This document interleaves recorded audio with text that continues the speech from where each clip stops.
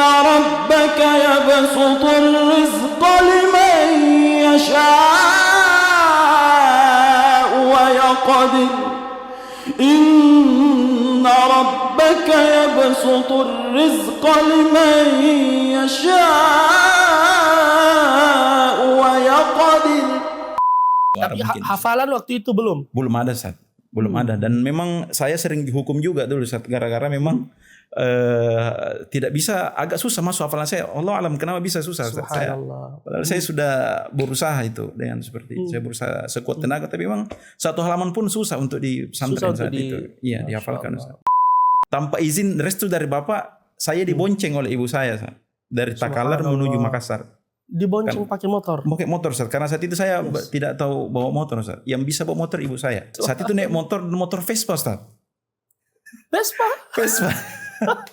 Allah, betapa luar biasa. Iya, Ustaz. ditambah tas kita sudah tas besar, koper di depan, saya di belakang. Secara sepenuhnya Ustaz. Jadi saya saat itu menangis.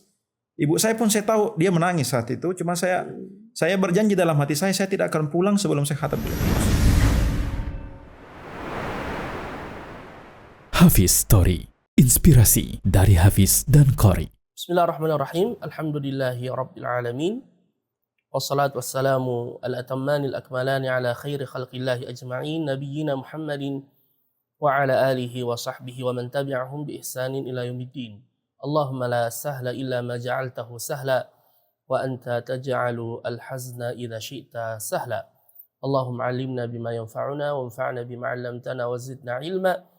Innaka antas sami'ul alim wa tub 'alaina innaka antat tawwabur rahim wa aslih lana sya'nana kullah wa la takilna ila anfusina tarfata 'ain. Amma ba'd. Sahabat Al-Qur'an yang dimuliakan oleh Allah Subhanahu wa taala, kembali kita bersama dalam acara podcast Inspirasi Hafidz dan Qurra, menghadirkan tamu-tamu spesial insyaallah yang berbagi dengan kita dalam rangka meniti jalan orang-orang sebelum kita yang telah berhasil menggabungkan diri dalam kafilah ahli Al-Quran yang disebutkan oleh Nabi Sallallahu Alaihi Wasallam ahlullahi wa khassatuh. Mereka adalah keluarga Allah dan orang-orang khususnya Allah Subhanahu wa Ta'ala. Tentu jika kita tidak mampu seperti mereka, minimal kita berusaha untuk mendekati dan bertasyabbuh dengan mereka. Fa inna tasyabbuha birrijali falahu. Karena sesungguhnya berusaha menyerupai orang-orang yang dipilih oleh Allah adalah merupakan sebuah keberuntungan. Ilam takunu mithlahum, walaupun kita belum bisa seperti mereka. Ya, bahkan Imam Asy-Syafi'i pernah mengatakan uhibbus salihin wa lastu minhum wa arju an anala bihimus syafa'ah. Saya cinta kepada orang-orang saleh walaupun saya tidak termasuk golongan mereka, namun semoga saya mendapatkan syafaat dari mereka. Cinta kepada ahlul Quran biidznillah bisa menjadi syafaat bagi kita di dunia dan di akhirat. Adapun di dunia, sebagaimana yang saya katakan tadi, jika kita menggabungkan diri bersama Al-Quran, apapun itu, maka kita akan beruntung biiznillah.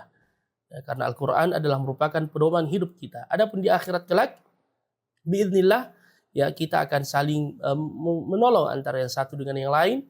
Jika kita cinta kepada Ahlul Quran, kata Rasulullah, Al-mar'u ma'a man ahab.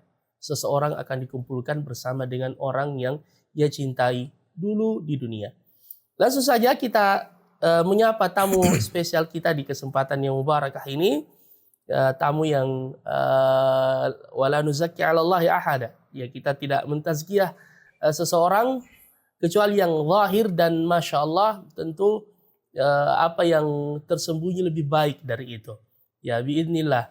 Ya, tamu kita pada kesempatan ini, sebelum kita menyapa, tidak mengapa saya bacakan sedikit biografi beliau. Ya, seorang hafidz, masya Allah, seorang bintang. Ya, Ustadz Kiai Muhammad Humaidi Hatta. Ya, beliau lahir di Makassar 1 Juli tahun 1991, masih sangat belia, masya Allah. Ya, dan beliau sekarang adalah pimpinan PPTQ Al-Imam Al-Jazari Takalar. Tadi saya tanya mengapa beliau di Takalar, beliau mengatakan kembali mengabdi di kampung halaman. Kita akan gali sebentar dari beliau insya Allah. Beliau sudah menikah. Di antara prestasi beliau masya Allah ini banyak sekali ya para sahabat Al-Quran, tetapi tidak mengapa kita bacakan sebagai motivasi untuk kita semua. Beliau pernah menjadi terbaik 2 hifdzul Quran 10 juz MTQ Nasional 2010 di Bengkulu. Juga terbaik 2 hifdzul Quran 20 juz MTQ Nasional 2012 di Ambon, Maluku. Kemudian wakil Indonesia pada MTQ Internasional di Iran dan Libya tahun 2012. Kemudian terbaik 1 hifdzul Quran 15 juz Musabaqah Amir Sultan Ibn Abdul Aziz Al Saud tingkat nasional yang diselenggarakan oleh Atase Agama Kedutaan Besar Arab Saudi di Jakarta tahun 2014. Kemudian terbaik 1 hifdzul Quran 15 juz yang Musabaqah Amir Sultan Ibn Abdul Aziz Al Saud tingkat Asia Pasifik di Kedubes Arab Saudi tahun 2014. Kemudian terbaik 2 hifdzul Quran 20 juz MTQ Internasional di Jordania tahun 2014. Kemudian terbaik 1 hifdzul Quran 30 juz STQ Nasional di Jakarta tahun 2015. Wakil Indonesia pada MTQ Internasional di Kuwait tahun 2016. Terbaik 3 hifdzul Quran 30 juz MTQ Internasional antar mahasiswa di Iran tahun 2018. Terbaik 1 muhafidz Al-Quran Bahasa Arab MTQ JQH ya Jam'iyatul Qurra wal Huffaz Nasional di Karawang tahun 2019. Peraih ijazah sanad Al-Quran qiraat Imam Al-Asim dari beberapa masyayikh. Peraih ijazah sanad qiraat Imam Ibnu Katsir dan Imam Abu Amr Al-Basri dari Majma' Al-Quran di kota Sharjah, Imrat. Ya nanti diluruskan ya Ustaz ya kalau ada kekeliruan.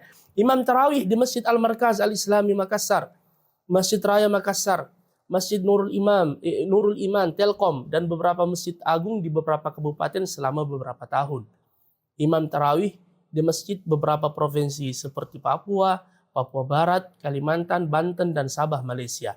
Imam Tarawih di Masjid Jamaica Muslim Center, New York, USA tahun 2024. Menjadi Dewan Hakim MTQ dan Festival Anak Saleh tingkat Provinsi Sulawesi Selatan di bidang MHQ, pemateri seminar, daurah tajwid, dan tahsin para imam masjid, guru ngaji, serta santri Pompes Sulawesi Selatan. Setelah membacakan prestasi beliau, saya izin minum dulu. Masya Allah. Bismillah. Taib. Masya Allah. Sahabat prestasi, ini yang tertuliskan. Masih banyak lagi yang lain. Dan kita akan bongkar sekarang. Langsung saja kita sapa tamu kita, Ustadz Muhammad Humaidi Hatta. Assalamualaikum Ustadz. Assalamualaikum warahmatullahi wabarakatuh. Hayakumullah Ustaz. Ahlan wa sahlan wa marhaba. Selamat datang. Allah yubarik fiik, Allah yukrimuk insyaallah. Masya Allah. Pertama-tama syukran Ustaz sudah memenuhi undangan kami. Ya kami tahu antum Masya Allah sangat sibuk. Sebagaimana yang saya sampaikan ke antum tadi, kita belum pernah jumpa langsung. Tapi saya sudah sering intip antum. Masya Allah. Keseharian antum, begitu pula prestasi antum sangat membanggakan. Dan gayung bersambut Alhamdulillah ya dengan penuh ketawaduan Ustaz Muhammad Humaidi Hatta mentalbiah menyambut undangan kami yang sederhana di podcast ini. Sekali lagi mewakili para sahabat Al-Quran kami ucapkan jazakumullah khairan Ustaz Humaidi. Alhamdulillah Ustaz. Alhamdulillah wassalatu wassalamu ala Rasulillah wa ala alihi wa ashabihi wa man tabi'ahum bi ihsan ila yaumiddin wa ba'd. اللهم علمنا ما ينفعنا وانفعنا بما علمتنا وزدنا علما على الوجه الذي يرضيك عنا. اللهم ارحمنا بالقرآن واجعله لنا إماما ونورا وهدى ورحمة. اللهم ذكرنا منه ما نسينا وعلمنا منه ما جهلنا وارزقنا تلاوته آناء الليل وأطراف النهار واجعله لنا حجة يا رب العالمين. Yang saya hormati, saya muliakan guru kita semua, Ustadz Harman Tajang, hafizahullah ta'ala. Alhamdulillah Ustadz, sebetulnya saya sejujurnya sangat malu berada di depan Ustadz karena keterbatasan ilmu. Dan memang dari dulu saya ini fans sembunyi-sembunyinya Ustadz. Dari dulu sering lihat intip YouTube-nya, sering lihat videonya. Jadi beberapa hari lalu Ustadz chat saya rasa mimpi, makanya saya balas serasa mimpi Ustadz. Farhatul la tusaf. Ini nash'ur bi sa'adah kabira lianna julus amama fadilatikum ya Syekh. Allah ya Ustaz. Berarti kita saling ngintip ya.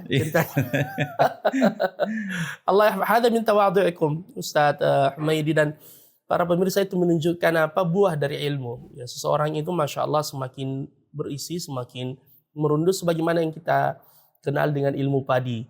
Ya wa al-ilm rahimun baina ahlihi. Dan ilmu itu adalah rahim bagi orang-orang yang menuntutnya, mempersatukan kita. Masya Allah, sebagaimana kata Nabi, al-arwahu juludun mujannadah, ma ta'arafa minha talaf. Ya, ruh-ruh kita ini barat prajurit yang dilepas. Jika mereka sudah saling mengenal, ya apalagi lewat Al-Quran, maka itu yang menyatukan kita. Masya Allah. Barakallahu fikum, Ustaz. Taib. Saya rasa pemirsa ini sudah bosan mendengar mukaddimah saya yang terlalu banyak, Ustaz Humaidi. Sudah rindu mendengar kisah antum. Sebagaimana saya katakan, terkadang kita cuma melihat akhirnya dan tidak melihat awal dan prosesnya.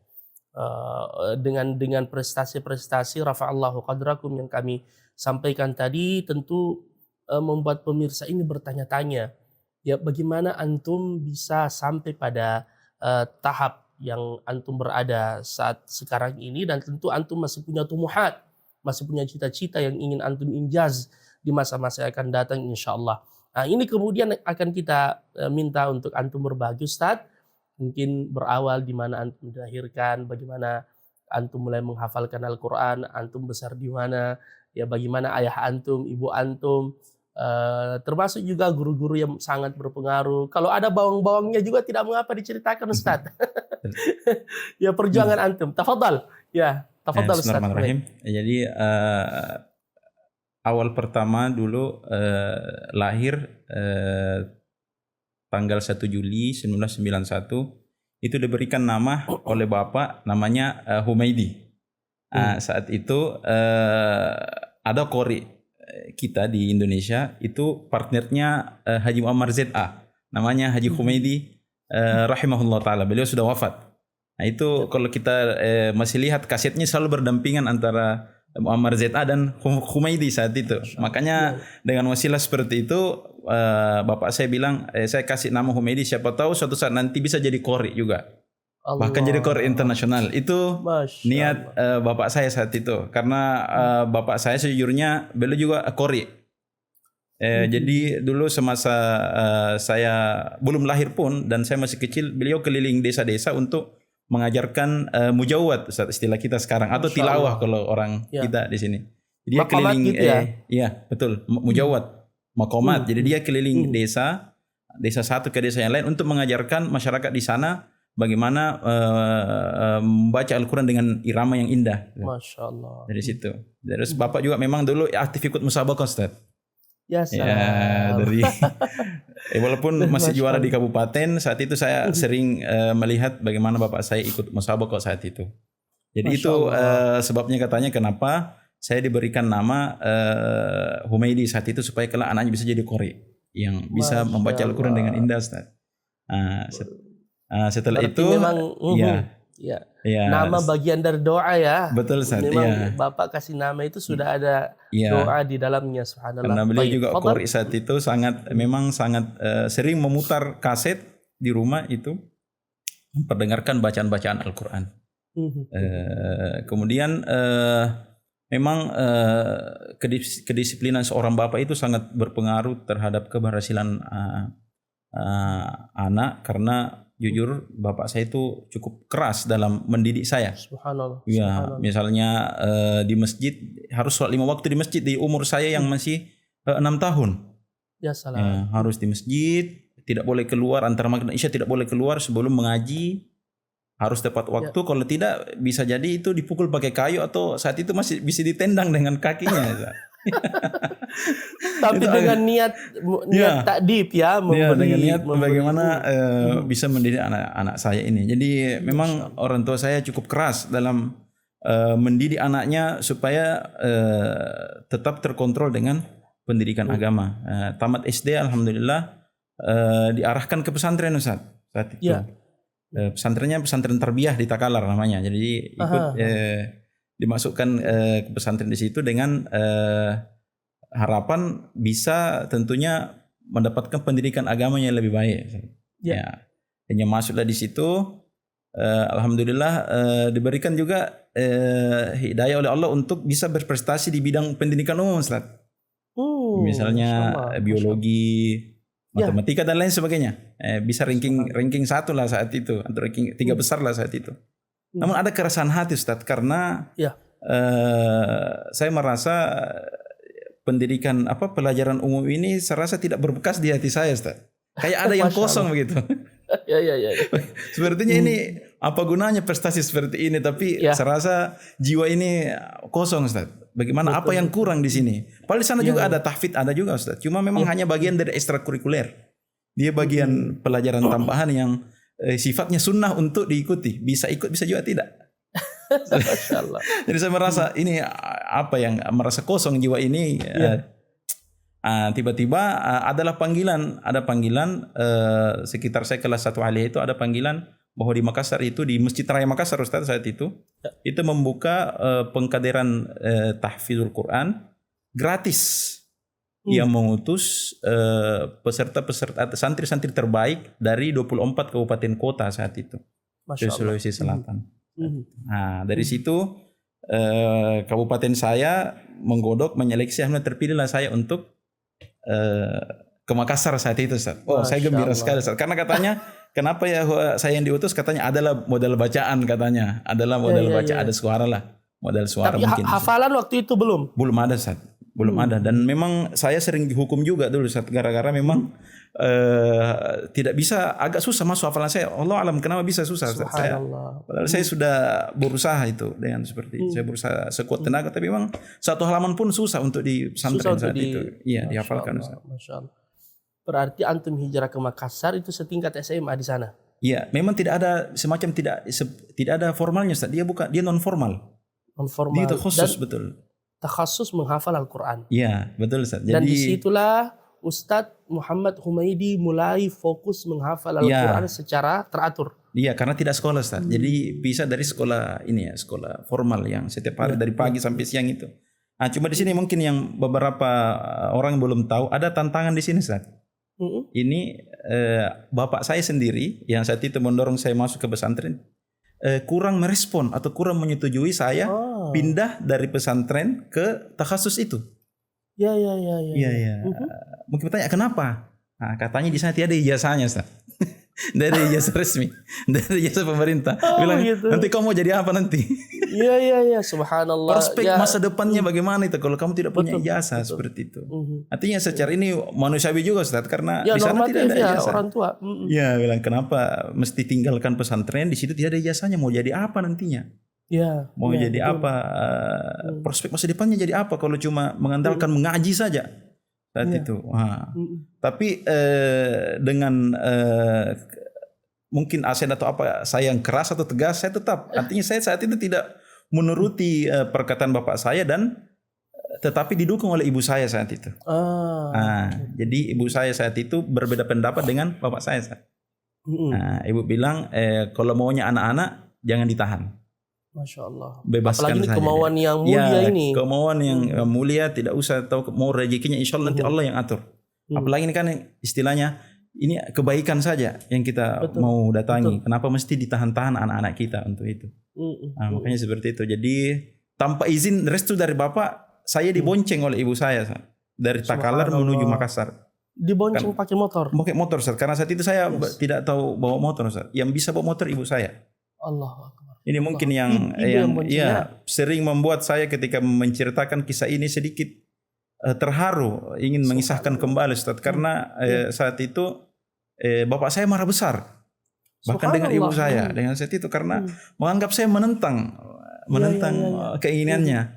Tapi karena dengan ibu yang juga yang keras dan tegas saat itu, saya bilang tidak apa-apa nak, saya ngantar saja.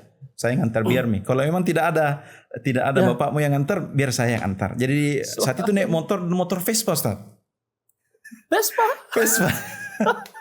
Allah, betapa luar biasa. Iya, Ustaz. ditambah tas kita sudah tas besar, koper di depan, saya di belakang. Jalanlah saya, ibu saya antar, Ustaz. Itu saat itu panas-panas, Ustaz. Tiba-tiba di pertengahan jalan, itu tiba-tiba hujan keras, Ustaz. Hujan deras. Ya ilahi. Di hujan deras di situ. Itu hujan deras, saya pakai helm, ibu saya pakai helm, berteduh, Ustaz. Berteduh di bawah pohon. Di situ, Ustaz, saya menangis, Ustaz. Dalam helm itu saya nangis, Ustaz. Dan itulah gunanya hujan, kata orang. Sehingga orang tidak tahu bahwasanya kita menangis. Pokoknya saya di dalam, karena helm itu ada kacanya, saya tutup kaca saya nangis. Saya nangis, Ustaz. Tapi saya tahan supaya ibu saya itu tidak mendengar. Tapi saya tahu ibu saya juga nangis saat itu, Ustaz. Disebabkan karena Ya. ayah tadi belum merestui secara sepenuhnya. Secara sepenuhnya Ustaz. Jadi saya saat itu menangis. Ibu saya pun saya tahu dia menangis saat itu. Cuma saya berjanji dalam hati saya tidak akan pulang sebelum saya khatam 30 juz. Allah. Itu dalam saya. Apapun yang terjadi, kalaupun saya harus sakit, kalaupun saya harus pun meninggal karena menghafal Al-Quran, saya sudah siap untuk itu. Itu yang karena saya lihat ibu saya luar biasa bagaimana perjuangannya saat itu. Masya Allah, subhanallah.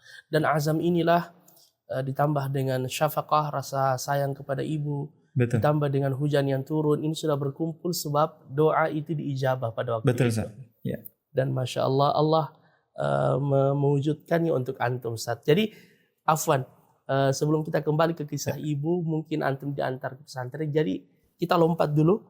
Tapi bagaimana ayah sekarang, insya Allah? Sudah. Ya luar biasa Ustaz. Jadi ayah sekarang itu justru orang-orang di kampung itu memotivasi orang-orang, ayo masuk. Jadikan habis anak kalian, anak kamu kita. habis. Iya, anak kita jadikan habis saja. Tidak usah khawatir dengan kehidupan dunianya. Allah yang jamin katanya. Jadi luar biasa Allah membolak-balikan hati Ustaz. Ya, jadi sebetulnya ada ceritanya juga Ustaz sampai kenapa bapak saya itu bisa hatinya langsung berbalik Ustaz. Memang awalnya sampai sekitar hampir 5 bulan itu moodnya belum kembali. Artinya setiap saya pulang enggak ditemani ngomong Ustaz. Tidak ada enggak ditemani ngomong. Saya heran juga bagaimana. Tiba saatnya bulan Ramadan Ustaz. Bulan Ramadan saat itu alhamdulillah saya diberikan kesempatan jadi imam di Masjid HM Asyik di Petarani Ustaz. Iya. Saat itu kan mestinya besar Ustaz ya. Artinya untuk orang-orang di kampung lah. Ya, orang di kampung itu wah bisa jadi imam di situ. Katanya Umi dia bisa jadi imam di sana. Kaget apa saya? Masa? Saya tidak percaya. Itu bilang coba kita lihat. Jadi ternyata dia diam-diam datang Ustaz. Allah. Membuktikan betul di anaknya jadi imam. Di bulan Ramadan. Iya, jadi imam betul tadi di masjid itu. Ternyata Masjid HM Asyik itu ikon juga itu di Makassar itu. Masya Allah. Betul. Artinya legendaris masjidnya. Iya. Jadi ternyata beliau jadi makmum secara diam-diam di. Antum tidak tahu, boleh ada di belakang. Belum tahu. Nanti setelah selesai tarawih saya salam, baru lihat ada Ki Pak. Saya Allah. Dia senyum. Oh ya, jadi dia pamit pulang. Ya, setelah 10 malam. Alhamdulillah kan biasanya Ustaz kalau jadi imam tarawih, setelah imam tarawih itu ada sedikit mukafahah Ustaz. Masya Allah. Iya, ada mukafahah sedikit. Saya langsung kasih ke beliau. Allah.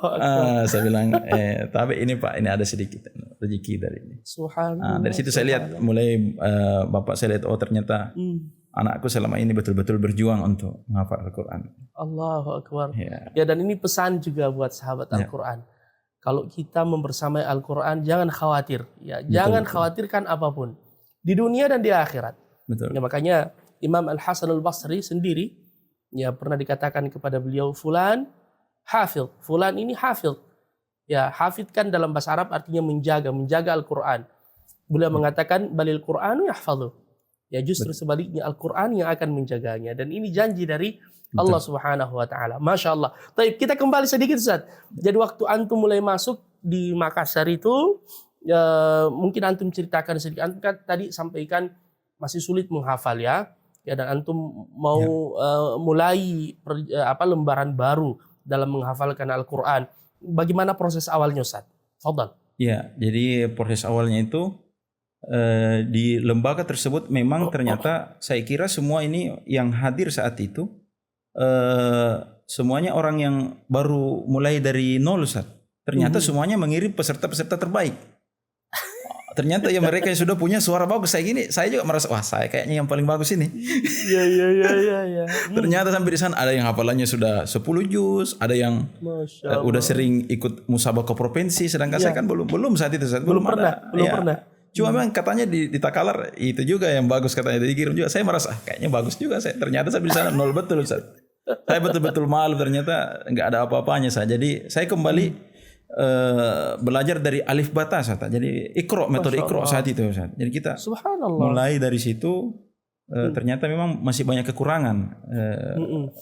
Padahal kita ini sudah dianggap di kampung kita ini sudah terbaik. Ternyata sampai di Makassar belum ada apa-apanya Ustaz. Iya, belum ada apa-apanya Ustaz. Dan situ saya malu memperdengarkan suara saya ke depan teman-teman saya karena mereka kadang kumpul ngaji gantian bagus dan saya merasa minder saat itu Ustaz. Merasa minder karena memang belum memenuhi syarat dan belum layak bacaan saya Ustaz. Iya. Terus bagaimana perjuangan antum berikutnya? Terus setelah itu memang setiap menghafal itu yang belum bagus bacaannya ditahsin dulu Ustaz. Ditahsin. Proses tahsin. Saya heran juga kenapa mesti tahsin karena kan langsung bisa saja langsung menghafal atau perbaiki saja Al-Fatihah saja. Itu saja ternyata. Betul. Memang kualitas kelancaran hafalan seseorang itu tidak jauh beda dari kualitas bacaannya Ustaz. Kalau hafalannya mungkin biasanya bacaannya juga bagus. Berarti kalau bacaannya tajwidnya kurang bagus biasanya hafalannya juga kurang mungkin Ustaz. Betul. Berarti itu. Dia saling ini ya. Iya, dia fondasi ya. semacam fondasi Ustaz. Jadi tahsin katanya itu semacam fondasi begitu dikatakan oleh guru-guru saya. Jadi saya berusaha untuk tahsin. Setoran bin Nazar Ustaz membaca juga saat itu beberapa bulan mungkin sekitar 3 bulan baru dianggap bisa untuk menghafal Al-Qur'an. Saat itu Ustaz. Oh, ya, berarti nanti setelah 3 bulan sebelum itu bin Nazar. Ya, bin Nazar dulu. Jadi juz 30 ya saat itu Ustaz. Karena saat lembaga itu kan harus 2 tahun selesai Ustaz. Karena gratis. Oh begitu. Ya, jadi selesai tidak selesai harus keluar. Karena ini dibiayai oleh pemerintah. Ya. Kita tidak membayar. Jadi memang target 2 tahun harus khatam itu. Harus khatam. Kalau tidak keluar. Hatam tidak hatam keluar. Jadi kita memang pengen berlama-lama di tahsin tapi memang dia bilang cepat-cepat saja kalau dianggap sudah kedengarannya sudah bagus. Ya. Teruskan saja. Alhamdulillah sambil terus belajar memperbaiki kan. Jadi saya 3 bulan alhamdulillah 3 bulan. Ada teman yang sampai 5 bulan, ada 1 tahun belum baru selesai di tahsin. Tergantung kemampuan. Berarti antum selesai 3 bulan di tahsin. Di tahsin saatnya. Setelah itu langsung disuruh store juz 1 saat bil ghaib. Ghaiban dia. Jadi langsung store dengan muhafidnya itu mulai dari juz 1 saat. Seterusnya seperti itu. Jadi kita ditarget itu 1 juz 1 bulan Ustaz. 1 juz per bulan. Iya, 1 juz per bulan. Dan saat itu memang luar biasa juga. Pengurus saat itu memberikan reward Ustaz. Memberikan reward. 1 juz itu bisa dapat 50.000 saat itu. 50.000. Iya, jadi pemberian reward itu memang perlu juga. Iya. Jadi 1 juz itu jadi ada kadang-kadang yang ziyadah hafalan baru itu sampai 3 juz. Jadi dia dapat 150.000 1 bulan itu. Masya Allah. Dan kalau misalnya dia tidak dapat 1 juz maka dia akan digundul. Jadi misalnya dalam jadi ada reward, ada hukuman. Ya, kalau dia tidak dapat 1 juz 1 bulan dia bakalan dicukur gundul. Seperti itu. Jadi ada reward, ada punishmentnya. Berarti dia memadukan antara uslub terhib dan terhib, memotivasi dan melakukan. Dan itu juga diterapkan Ustaz di mana-mana, termasuk di sini. Anak saya itu dia kan masuk halaqah di sini 2 orang. Jadi setiap berhasil menyetorkan hafalan dia dikasih poin, nuktah. Atau nuktatain salat niqat dalam bentuk kertas. Warakah. Dan ini juga saya tertarik. Kayaknya bisa ditiru, diterapkan. Jadi dalam sepekan itu berapa poin yang dia kumpulkan dalam bentuk kertas.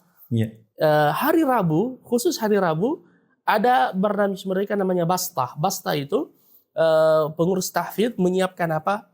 Semacam belanjaan. Makanan, kerupuk, kue-kue, mainan.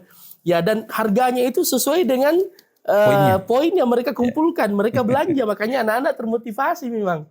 Betul, Masya Allah, tabarakallah. Alhamdulillah. Memang, ya saat itu pemberian bonus, alhamdulillah itu alhamdulillah hafalan saya selesai itu 1 tahun 7 bulan kalau tidak salah. Kalau saya tidak salah ingat itu 1 tahun 7 bulan. Selesai 30 juz. 30 juz di store saat ya.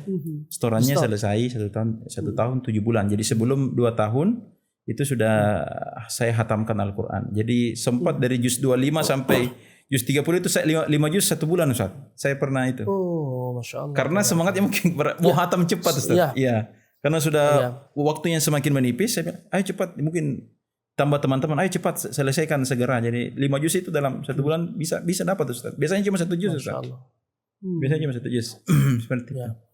Apalagi antum sudah terbiasa, zakirahnya antum sudah terbiasa menghafal, sudah biasa ditekan. Ya kata orang pisau itu belakangnya juga kalau tumpul terus diasah itu lama-lama jadi tajam. Masya Allah, ini faidah juga yang kita perlu sampaikan kepada pemirsa bahwa zakirah kita seperti itu sama dengan tubuh Ustaz ya, butuh dibiasakan. Baik. Ustadz Humaidi, di sini kan prestasi antum Masya Allah dalam musabaqah, dan ini tidak gampang ini Ustadz. Orang saja kalau sudah juara di tingkat RW, tingkat RT, Masya Allah bangganya luar biasa. Antum sudah sampai pada tingkat internasional. Kita kan orang musabaqahan Ustadz, tahu Betul. itu perjuangan.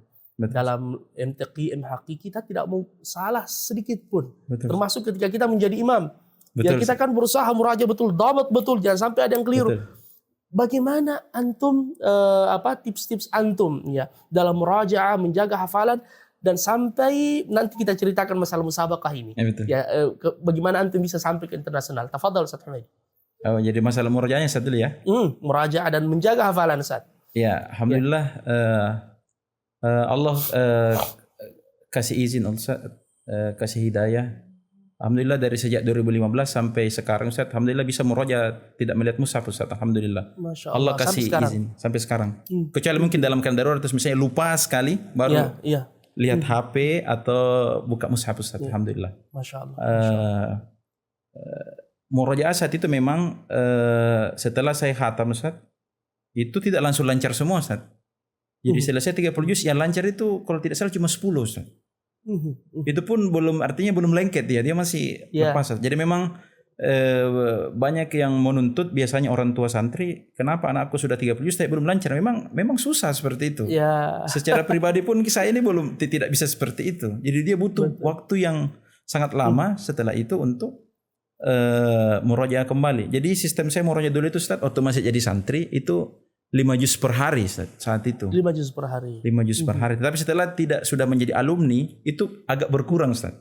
Agak berkurang ditambah dengan kesibukan-kesibukan yang lain. Saya murojaahnya itu Ustaz tidak banyak, hanya 3 juz sesuai tanggal Ustaz. Misalnya tanggal 1 itu juz 1, juz 11 dan juz 21. Jadi kan biasanya orang itu agak, maaf Ustaz, mungkin ada yang jenuh, kenapa lama sekali terasa. 1, 2, 3, 4, dia terasa lama, bahkan akhirnya berhenti Ustaz di tengah jalan karena kurang variatif. Makanya saya buat variatif dia. Jadi awal, tengah dan akhir. Jadi kita tidak merasa variatif saja Ustaz. Wah, kita baca lagi juz 21, besok baca lagi juz 22, juz 2, 12, 22, 12, 22. Tanggal 3, juz 3, 13, 23. 23. Nah, itu menyenangkan Ustaz. Dia metode murojaah yang menyenangkan buat kita mungkin yang sudah hatam ini. Atau khusus buat para muhafidz. Ini saya kira metode murojaah yang tidak terlalu susah rasanya. Karena kalau 5 juz satu hari itu cukup berat Ustaz. Masya Allah. Cukup berat. Ini antum terapkan di pondok antum sekarang? Ya, belum. Saya terapkan tapi saya tidak mewajibkan Ustaz. Karena ada Masya juga. Allah. Dan ini adalah kreativitas antum ya yang mulai. Saya coba cari juga Ustaz bagaimana caranya supaya kita ini dia fun Ustaz. Dia having fun dalam murojaah dia. Iya betul. Ya, karena kalau 1 2 3 4 5 itu sepertinya terasa lama Ustaz. Ini kalau istiqomah ini bisa selesai 10 hari hatam dia. Betul. Dan tidak buru-buru Ustaz. Jadi bacaannya itu tartil dia. Bacaan tartil. Ya. Dia bacaan itu standar MTQ Ustaz. Jadi Ustaz. Saya langsung berpikir begini, mau dibakukan ini Tariqah Al-Humaidiyah fi murajaat al-mahfuzat. Iya bagus ini Ustaz. Luar biasa ini inspirasi nih. Ya. Artinya terus juga yang membuat beberapa hafidz Quran yang mungkin hafalannya tidak kurang lengket itu mungkin karena tempo bacaan ketika murojaah Ustaz. Banyak yang membaca secara cepat atau al-hadr. Karena mungkin waktu yang sempit dan lain sebagainya, jadi mempercepat. Jadi kalau kita baca 3 juz saja itu kita bisa baca lambat Ustaz. Santai kita. Misalnya subuh 1, pagi 1, malam 1. Dengan tempo bacaan yang santai. Kalau bisa tempo kayak musabaqah itu lebih bagus lagi. Jadi orang yang bisa baca lambat pasti bisa baca cepat, tapi orang yang biasa cepat belum tentu bisa baca lambat seperti itu. Sahih. Betul. Berarti setiap 10 hari khatam Ustaz ya? Kalau target 3 juz per hari. Betul, 3 juz per hari. Sebenarnya intinya Ustaz ya, mungkin antum sepakat dengan saya adalah istimrariyah. Apapun metodenya yang penting adalah disiplin, tidak terputus. Muskilahnya kita biasa ya karena semangat menggebu-gebu Ya akhirnya anarkis dalam tanda kutip, setelah itu terputus lagi. Betul Ustaz. Ya. Ditambah juga mungkin kita tidak bisa mengatur kesibukan-kesibukan Ustaz. Artinya mungkin di luar sana banyak para muhafiz yang merangkap, dia misalnya jadi imam, mungkin ada yang jadi ASN, mungkin ada yang jadi pengusaha dan lain sebagainya. Itu memang perlu kita cari celahnya Ustaz, kapan kita bisa murajaah.